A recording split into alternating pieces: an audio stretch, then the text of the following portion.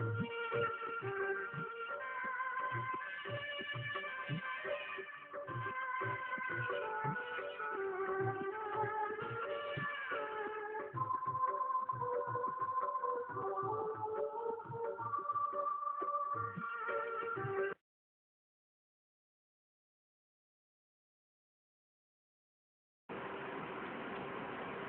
शांति। आज है 25 फरवरी सन 1967 का प्रातः क्लास।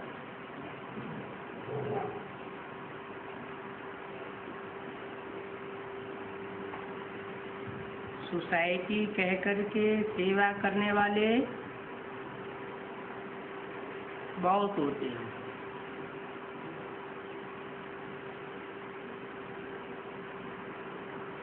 उनको कहते हैं सोशल वर्कर।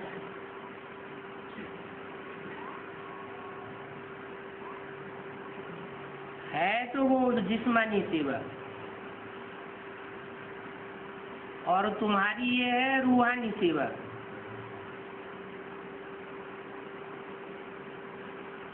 क्योंकि वो तो सोसाइटी अनेक प्रकार की होती है।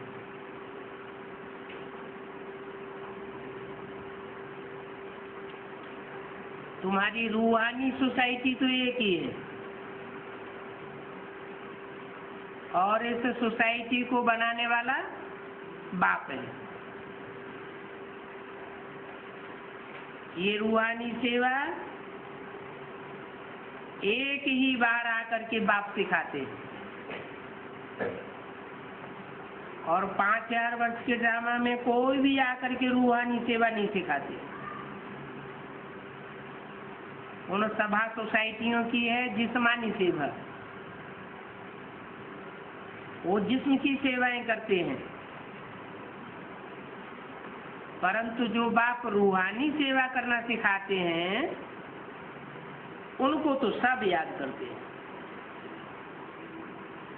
चाहे कोई भी सभा सोसाइटी के लोग हों, कोई भी धर्म के लोग हों, रूहानी बाप को सब याद करते हैं। तुम जानते हो, हम भक्ति मार्ग में भी भगवान को याद करते थे। इससे सिद्ध होता है कि दो बाप हैं। भक्ति मार्ग में दोनों बाप होते हैं।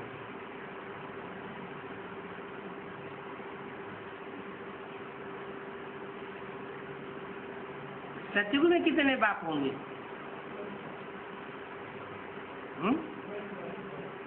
सतयुग में रूहानी बाप का किसी को पता नहीं होता। धर्म पिताएं वहां होते ही नहीं कि इब्राहिम बुद्ध क्राइस्ट को कोई याद करे। तो वहां एक ही बाप होगा।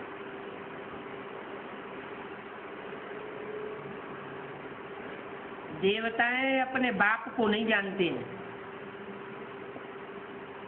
कि उनको देवता किसने बनाया। अभी तुम ब्राह्मणों को कितने बाप हैं? एक तो हुआ रूहानी बाप, दूसरा हुआ जिस्मानी बाप, और तीसरा है अलौकिक बाप। रूहानी बाप तो पारलौकिक बाप है ही है। तो रूहानी बाप जिसे कहते हैं पारलौकिक बाप,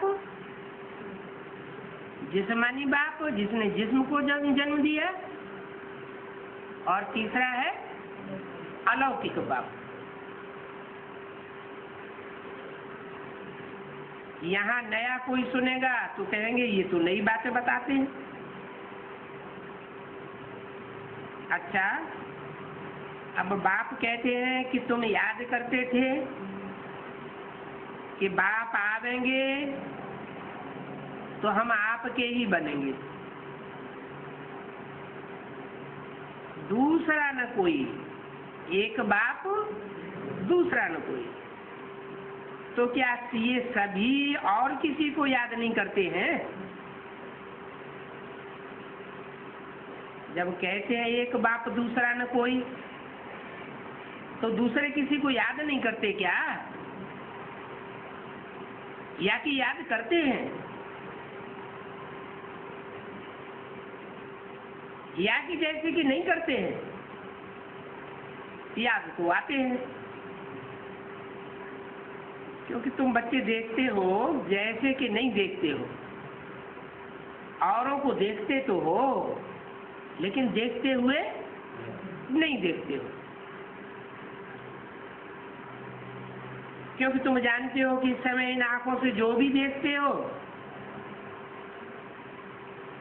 वो रहेगा या नहीं रहेगा, सब विनाश होने वाला है।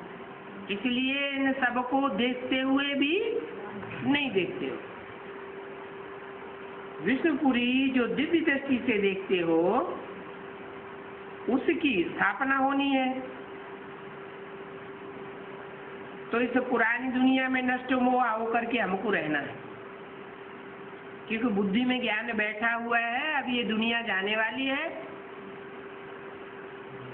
तो जो भस्म होने वाली दुनिया है उसमें बुद्धि क्या लगाना है।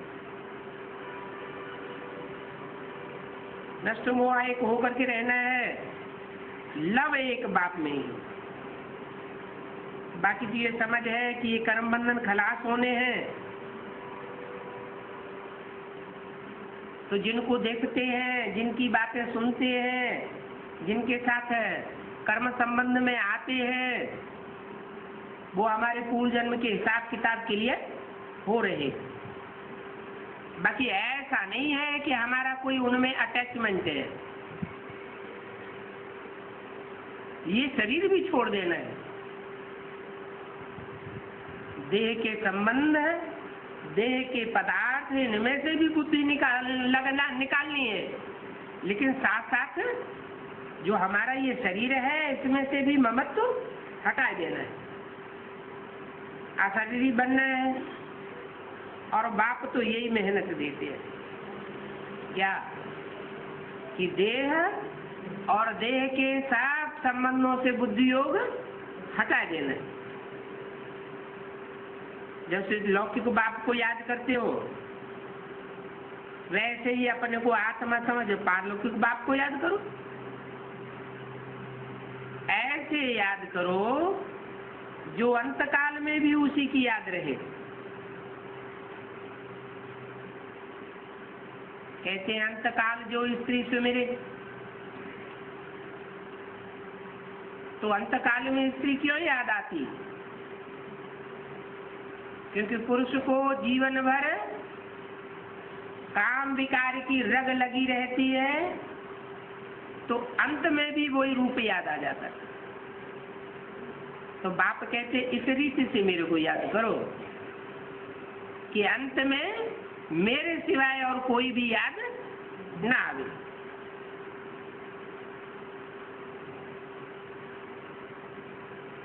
अंतकाल में नारायण को सिमरना है।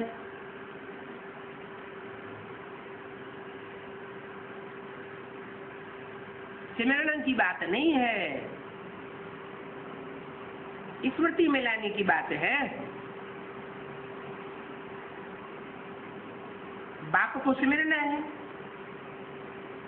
ऐसे चिंतन में जो मरे तो 21 जन्मों के लिए स्वर्ग का राजा बने।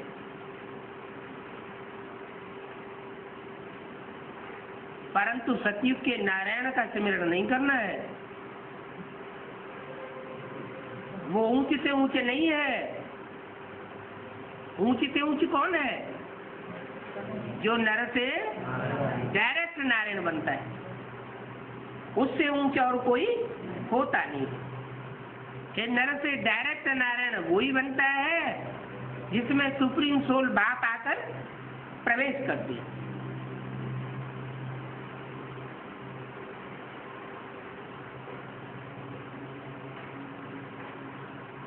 भूल देखो कैसी है।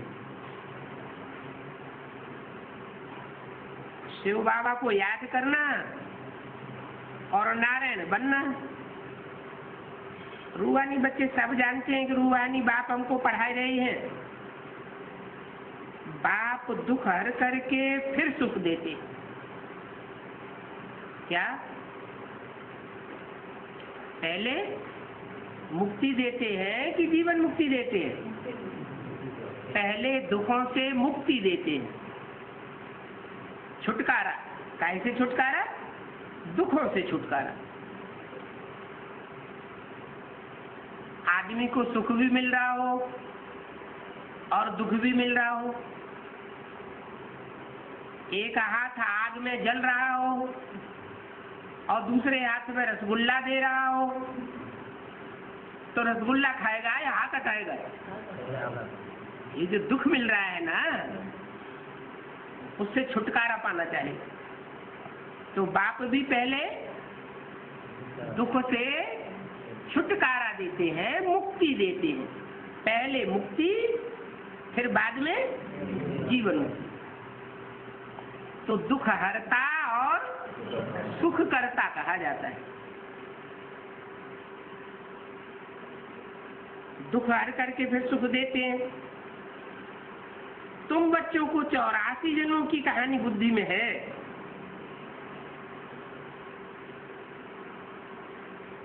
84वें जन्म में तुम बहुत दुखी हो जाते हो, तो तुम्हारे दुख हर करके मुक्ति में ले जाते, मुक्ति धाम में, और फिर जीवन मुक्ति सुख धाम में भेज देते हैं। तो दुखों से मुक्ति, दुख हर करके फिर सुख देते हैं ना। बार बार एक दो को ये बातें याद दिलाओ। क्या इस दुनिया में एक बाप ही है, वो रूहानी बाप है, जो दुख हर करके फिर सुख देते हैं। अब चलो अपने घर, जैसे नाटक पूरा होता है, नाटक पूरा होता है तो घर की याद आ जाती है। यहाँ भी तुम बच्चे जानते हो कि ये चोला छोड़ करके अब हमें जाना है। इस पुरानी दुनिया की कोई भी चीज से दिल नहीं लगानी है।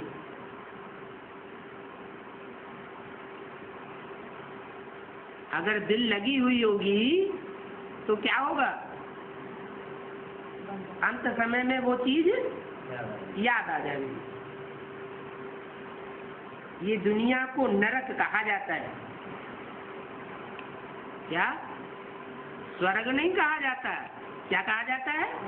नरक। नरक, नर का, नर माना मनुष्य, अब का माने करने वाला। मनुष्य जो कुछ करता है वो नरक करता है। नर क्या करता है? नर माना मनुष्य, का माने करने वाला।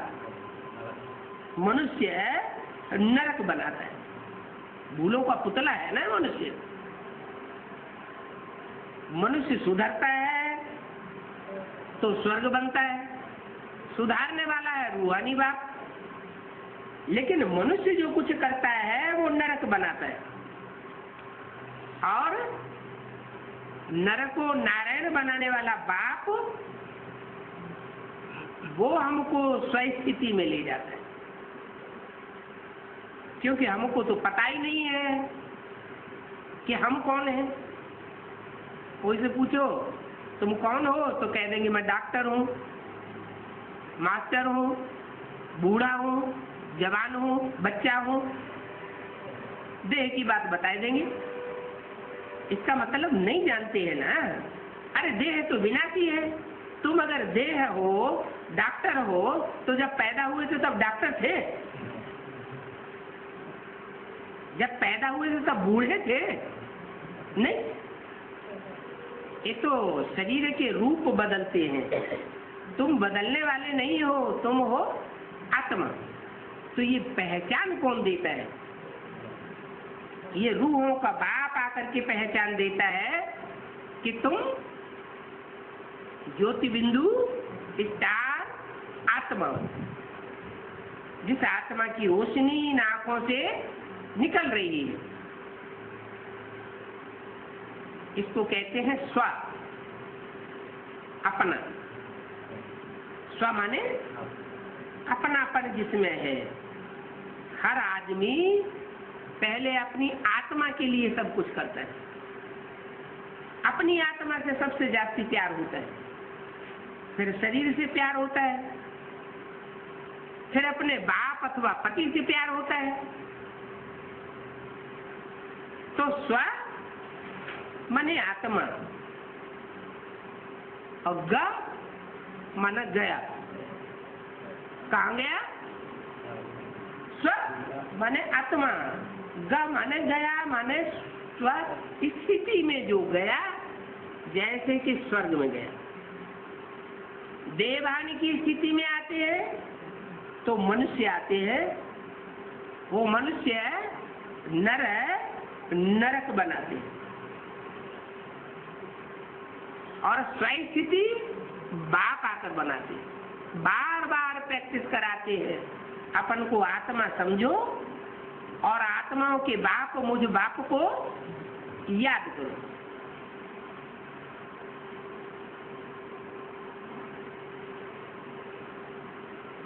तो बोला इस दुनिया को नरक कहा जाता है। इस पुरानी दुनिया में दिल लगावेंगे तो फंस जावेंगे। वो पुरानी दुनिया किसने बनाई? नई दुनिया कौन बनाता है?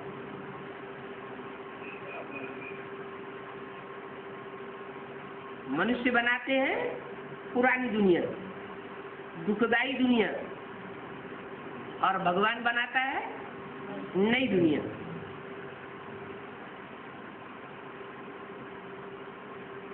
तो इस पुरानी दुनिया जो मनुष्यों की बनाई हुई है, इसमें अगर दिल लगाएंगे तो फंस जाएंगे। मुक्ति जो मिलना चाहिए, जो मुक्ति जीवन मुक्ति की स्टेज मिलना चाहिए, वो नहीं मिल पाएगी। तुमको दोनों बाप लायक बनाते हैं।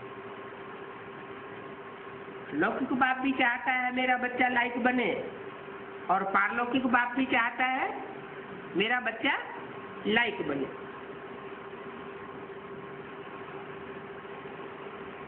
ससुराल घर ले जाने के लिए श्रृंगार करते हैं।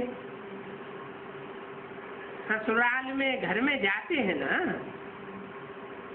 तो जरूर वहां सुख होगा। तुम्हारी ससुराल है विष्णु घर, विष्णु धाम।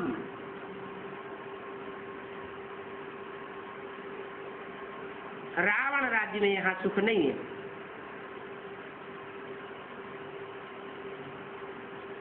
इस दुनिया में तो ससुर घर में भी दुख होता है जब विकारों में गिरते हैं। अब यहाँ तो आत्माओं और परमात्मा का मेला है। ये मेला बड़ा सुहावना है। तो तुम बच्चों को बहुत खुशी होनी चाहिए। हम अब जाते हैं बेहद के बाप के पास। सत्य में तो ऐसे कोई नहीं समझ सकते क्या कि हम बेहद के बाप के पास जाते हैं। तुम्हारी बुद्धि में आता है कि अब हमको कहाँ जाना है? बेहद के बाप के पास जाना है। जब ये मुरली चल रही थी सन 67 में, तो ब्रह्मा के तन में बाप नहीं बोल रहा था। जो सुनने वाले बैठे हुए थे उनके सामने वो सुप्रीम सोल बाप ही तो बोल रहा था। फिर ऐसे क्यों कहा कि तुम बच्चियों की बुद्धि में है कि अब हमको बाप के घर जाना है? जाना है मानो भविष्य की तरफ इशारा किया। अभी रूहानी बाप के घर में आए नहीं है, पहुंचे नहीं है, जाना है। किस तरफ इशारा किया है? इशारा किया ना, आबू अब्बा के घर की ओर इशारा किया कि बाप प्रैक्टिकल में बाप के रूप में संसार के सामने जब प्रत्यक्ष होगा तो ऐसा संगठन आत्माओं का बनाएगा जहां सब आत्म की स्थिति में स्थित होने वाली आत्माएं समूह में इकट्ठी होंगी और वो स्थान होगा माउंट आबू। तब कहेंगे कि बच्चों ने परम धाम को इस सृष्टि पर उतार लिया, सबकी बुद्धि उस आत्मिक लोक में लगी हुई होगी।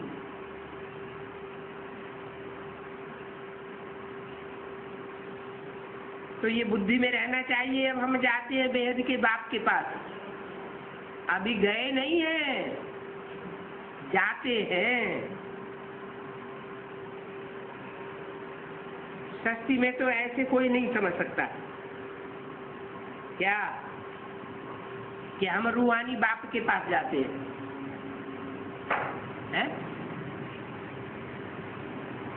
कोई समझ सकता है? के उनकी बुद्धि में ये बात आती है कि हम रूहानी बाप के पास जाते हैं, उनकी बुद्धि में भी नहीं। तुम्हारी बुद्धि में है कि अब हमको रूहानी बाप के पास जाना है, ये दुनिया दुखदाई छोड़नी है, देह और देह के पदार्थ और देह के सब संबंधों से बुद्धि योग हटाना है। तो तुम आत्माओं की ये रूहानी यात्रा है। बाकी तो वो है जिस्मानी यात्राएं जिसमें धक्के खाने जाते हैं। क्या माउंट आबू में भी अभी जाते हैं ना, है? तो धक्के खाने जाते हैं या रूहानी स्टेज में टिक जाते हैं? धक्के खाने जाते हैं। ऐसे थोड़े कि दुखों से छूट जाते हैं। तुम जब बाप के घर जाएंगे तो तुम दुखों से छूट जाएंगे, सच्चे बाप के पास पहुंचेंगे। बाप का काम ही है दुख हरता और सुख करता। पहले अपने घर ले जाएंगे, बाद में सुखधाम विष्णु धाम में छोड़ देंगे।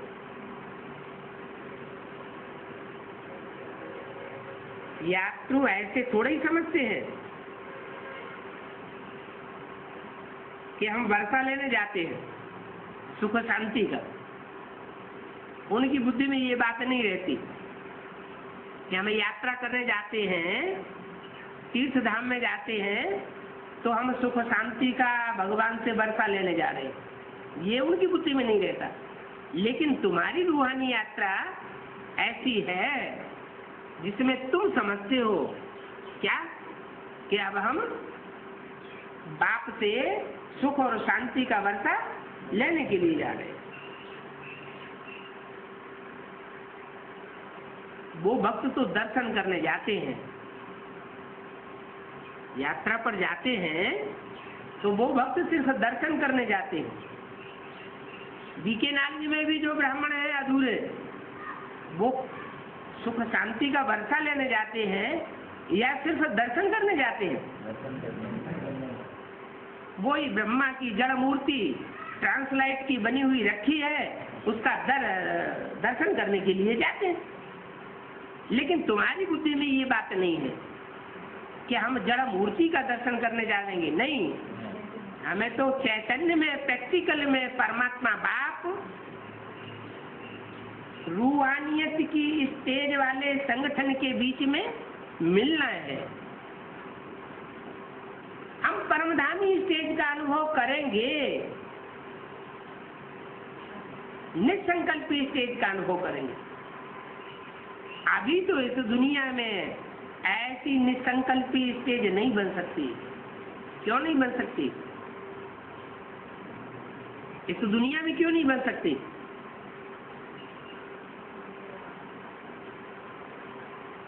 बार बार देहभान आ जाता है। क्यों आ जाता है देहभान? क्योंकि इस दुनिया में सब देहभान वाले हैं। आत्मिक स्थिति किसी की पक्की हुई नहीं है, तो देहभानियों के संग में आने से हम भी देहाभिमानी बन जाते। अभी हमको जाना है बाप के उस धाम में जहाँ सब आत्माएं रूहानी स्टेज में टिकी हुई होंगी। अभी तो कितने संकल्प आते हैं, संकल्प विकल्पों की झड़ी लगी रहती है। दुष्ट संकल्प आते हैं तो हम कितने दुखी हो जाते हैं। वहां तो ऐसा कुछ भी नहीं होगा। नो संकल्प एट ऑल। कोई संकल्प हमको प्रभावित नहीं करेगा।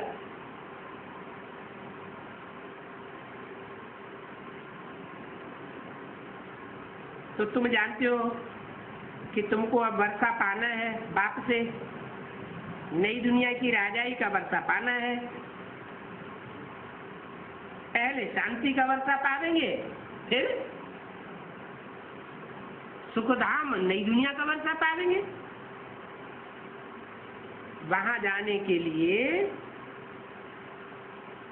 पावन जरूर बनना है। अभी हम पावन हैं या पतित हैं?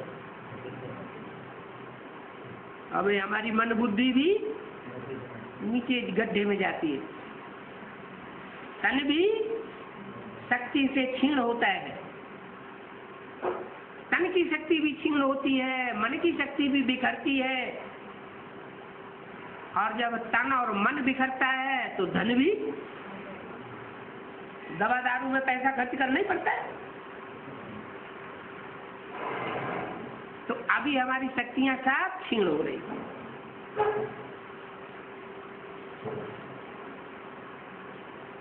हमको पावन नहीं कहा जा सकता। पतित और पावन। पतित माना नीचे गिरा हुआ, मन से भी नीचे गिरा हुआ, तन से भी नीचे गिरा हुआ, धन से भी नीचे गिरा हुआ। अब हम नीचे से ऊपर उठते हैं, दुर्गति से सदगति में जाते हैं, पतित से पावन बनते हैं। और बनाने वाला है बाप। ये जो नर हैं, जो नरक बनाते हैं, वो तो हमको नीचे गिराते आए। अब नर को नारायण बनाने वाला बाप आया हुआ है। वो कहता है कि तुम अपन को आत्मा समझो। आत्मा समझेंगे तो मुझे परमात्मा बाप की याद टिक सकेगी। अगर देह समझेंगे तो मेरी याद में टिक नहीं सकेंगे। बाप को जितना तुम याद करेंगे उतना तुम पावन बन जाएंगे। जितने और उतने का सवाल है। सब नंबरवार पावन बनेंगे, एक जैसे पावन नहीं बनेंगे। क्या कोई तो 100% पावन बनेगा, कोई फिर परसेंटेज में पावन बनेंगे। जो 100% पावन बनेगा वो पूरे 84 जन्म लेगा, और परसेंटेज में पावन बनेगा तो कुछ न कुछ कम हो जाएगा। 5000 वर्ष के सच्ची चक्र में से चक्कर कम हो जाएगा। पूरा चक्कर में वो आत्मा नहीं आ सकती जो कम पावन बनेगी। तो कोई आत्मा एक जन्म लेती है, कोई आत्माएं पूरे 84 जन्म लेती है। जो पूरे 84 जन्म लेते हैं वो हैं पक्के पक्के परमात्मा बाप से पढ़ाई पढ़ने वाले ब्राह्मण बच्चे। जो पक्के ब्राह्मण सो पक्का देवता बनते हैं। तो ऐसे बाप को याद करने से तुम पावन बन जाएंगे। कैसे बाप को याद करने से? ज्योति बिंदु बाप, जो इस सृष्टि पर सिर्फ संगम युग में आता है, 84 जन्म लेता ही नहीं, 5000 वर्ष के चक्कर में ऊपर ही बैठता रहता है, उसको याद करने से नहीं। वो सुप्रीम सोल प्लस साकार बाप, इस मनुष्य सृष्टि का जो साकार बाप है, जिसको शरीर छोड़ते हुए कोई देखता ही नहीं। अपनी भक्ति मार्ग में भी मानते हैं क्या कि एक देवता ऐसा है जिसको किसी ने जन्म और मृत्यु में जाते देखा ही नहीं। वो कौन सा देवता है? कहते हैं शंकर, महादेव। उनको न किसी ने जन्म लेते हुए देखा और न मृत्यु को पाते हुए देखा। तो जब सारी सृष्टि में विनाश होगा तो सबको मरते हुए, शरीर छोड़ते हुए देखेंगे, लेकिन उसको कोई शरीर छोड़ते हुए देखेगा ही नहीं। माना पूरे 5000 वर्ष में वो ऑलराउंड पार्ट बजाने वाली आत्मा है। ऐसे ऑलराउंड पार्टधारी, हीरो पार्टधारी में सुप्रीम सोल बाप शिव प्रवेश करते हैं और कहते हैं मुझ बाप को याद करो, जो साकार में निराकार बाप आया हुआ। इस मनुष्य सृष्टि का साकार बाप भी है, प्रजापिता कहो, राम बाप कहो, और उसमें मैं निराकारी स्टेज वाला सदाशिव भी प्रवेश करता हूं। तो ऐसे साकार में निराकार को याद करेंगे तो तुम पावन जरूर बन जाएंगे। जितना याद करेंगे उतना खुशी का पारा चढ़ेगा। इतनी ही याद करना है कि याद करते करते इस देह को भी भूल जाना, देह याद ही ना आवे। तुम बच्चों को मेहनत करनी है क्या? ज्ञान तो बहुत सहज है, कोई भी समझ सकता है। बेसिक नॉलेज भी बहुत सहज है और एडवांस ज्ञान भी बहुत सहज है, लेकिन कठिन क्या है?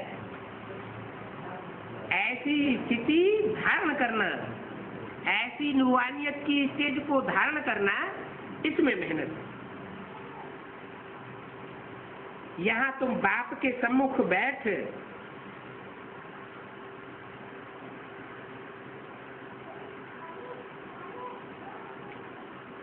समझ जाते हो, दूसरों को भी समझाते हो कि पावन बनने के लिए एक ही याद है।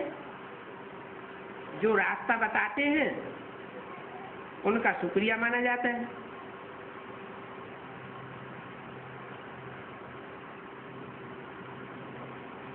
तो यहाँ भी जो बाप का परिचय हमको देते हैं,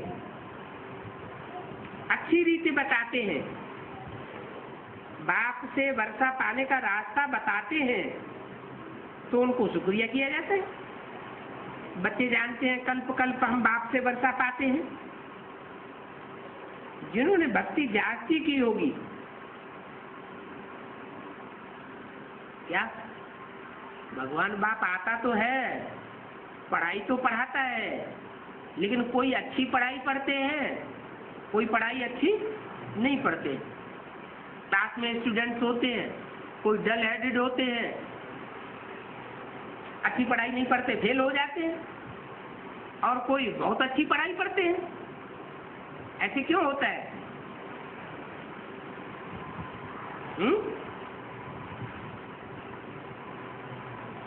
वहां तो कहेंगे कि पूर्व जन्म के प्रारब्ध के अनुसार इनको बुद्धि ही ऐसी मिली। ये डल हेडेड है, ये श्रूड बुद्धि है। तो बुद्धि का कमाल हुआ। ये बुद्धि कहाँ से मिली? पूर्व जन्म की प्रारब्ध से मिली। यहाँ बात कहते हैं जिन्होंने जास्ती भक्ति की होगी 63 जन्मों में, वो जास्ती ज्ञान उठा गए। जिन्होंने सतो प्रधान भक्ति की होगी वो सतो प्रधान ज्ञान उठावेंगे। जिन्होंने तमो प्रधान भक्ति की होगी वो तमो प्रधान व्यभिचारी ज्ञान उठावेंगे। जिन्होंने एक की भक्ति की होगी वो एक से ज्ञान सुनेंगे, और जिन्होंने व्यभिचारी भक्ति की होगी वो अनेकों से ज्ञान सुनेंगे। तो फायदे में कौन रहेगा? एक से ज्ञान सुनने वाला फायदे में रहेगा या अनेकों से ज्ञान सुनने वाला फायदे में रहेगा? हिंदुओं की क्या हालत हुई? हिंदू ही दूसरे दूसरे धर्मों में कन्वर्ट होते रहे। पहले तो दुनिया में सिर्फ भारत ही था ना, दूसरे धर्मखंड तो थे ही नहीं। जैसे अमेरिका 500 साल पहले था ही नहीं, ऑस्ट्रेलिया 300 साल पहले थी ही नहीं, ऐसे ही और धर्मखंड पहले थे ही नहीं, धर्म ही नहीं थे, धर्म पिताएं ही नहीं आए थे, तो और धर्म कहां से आ जाएंगे? उनके फॉलोअर्स आने का सवाल ही नहीं। तो सिर्फ भारत में देवता धर्म था, सनातन धर्म जिसे कहा जाता है। वो देवता धर्म के लोग बाद में अपन को हिंदू कहने लगे। वो हिंदू दूसरे दूसरे धर्मों में कन्वर्ट होते गए। कोई इस्लाम धर्म में गए, कोई क्रिश्चियन धर्म में गए, कोई बौद्ध धर्म में गए। तो हिंदू धर्म है तो सबसे पुराना, लेकिन जनसंख्या थोड़ी रह गई। क्यों रह गई थोड़ी? पॉपुलेशन हिंदुओं की कम क्यों हो गई? क्योंकि दूसरे दूसरे धर्मों में कन्वर्ट होते गए, भारतवासियों को धोखा देते गए और दूसरे दूसरे धर्म पिताओं को अपना बाप बना लिया।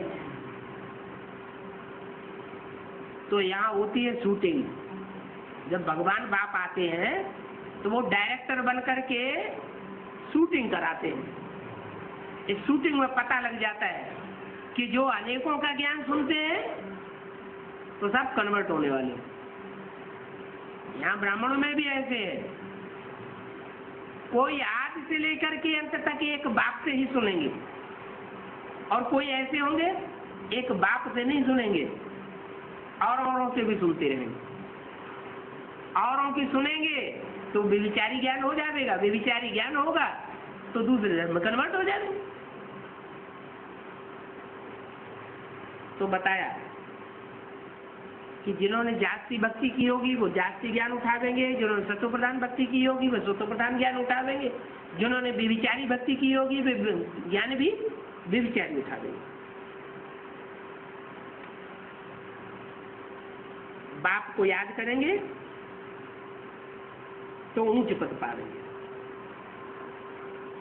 जितना याद करेंगे उतना ही समझा जाएगा इसने भक्ति जास्ती की है,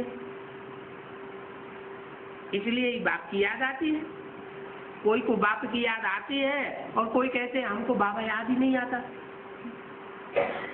हमें बाबा का चेहरा ही भूल जाता है, हम बिंदी को कैसे याद करें? समस्या खड़ी रहती। तो ऐसा क्यों होता है? हैं? ऐसा क्यों होता है कि कोई को ज्यादा याद आती है और कोई की बहुत कम याद आती है? जिन्होंने जास्ती भक्ति की है उनको जास्ती याद आता है, और जिन्होंने कम भक्ति की है उनको कम याद आता है। जल्दी कर्मातीत अवस्था को पावेंगे तो समझा जाएगा कि इन्होंने बहुत तीखी भक्ति की है। भक्ति में भी एक तीखे भक्त होकर के रहे और अव्यभिचारी भक्त होकर के रहे, एक की भक्ति की है। तो अपनी नमज अपने आप देख सकते हैं। जितना याद करेंगे उतनी खुशी होगी। याद करना कोई तकलीफ की बात नहीं है। हठ योग तो तकलीफ की बात होती है। शीर्षासन लगा के खड़े हो जाते हैं, कुंभक लगाते हैं, श्वास रोक लेते हैं, आसन लगाते हैं, प्राणायाम चढ़ाते हैं, कितनी तकलीफ होती है। यहाँ तो बाप की याद में कोई तकलीफ नहीं है, फिर याद आती क्यों नहीं है? कोई कोई कहते हैं हमें याद भूल जाती है, बार बार याद भूल जाती है। क्यों भूल जाती है?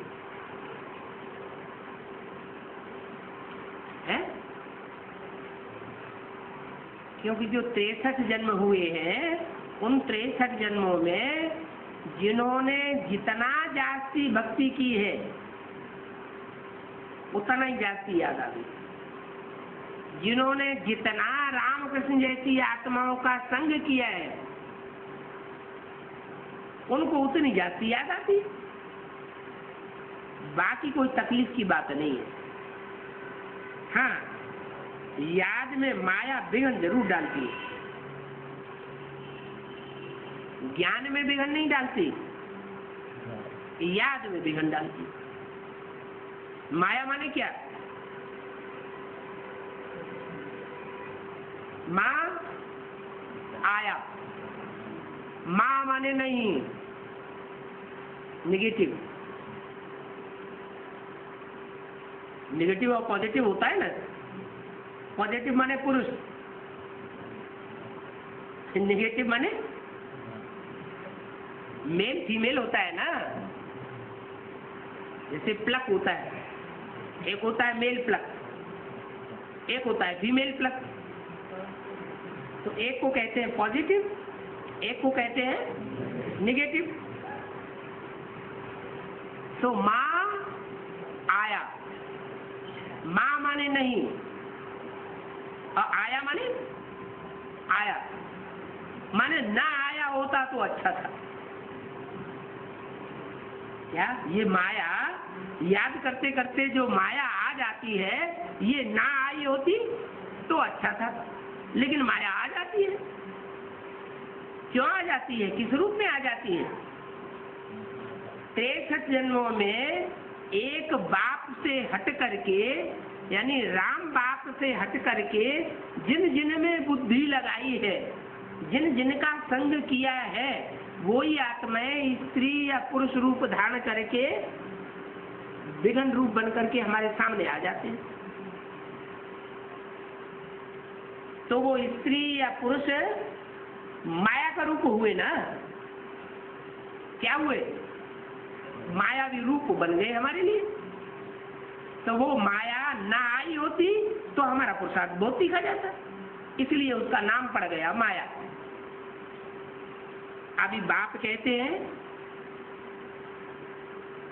मेरे को पहचानो। मेरी पहचान न होने की वजह से माया बार बार विघ्न डालती है।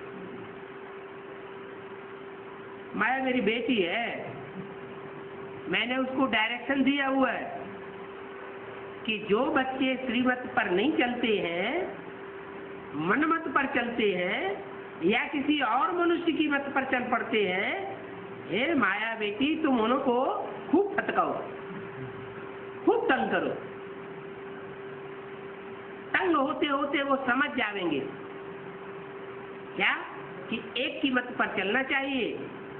जो ऊंच से ऊंच बाप है, उस ऊंच से ऊंच बाप की ऊंच से ऊंच मत पर चलेंगे तो माया नहीं आएगी।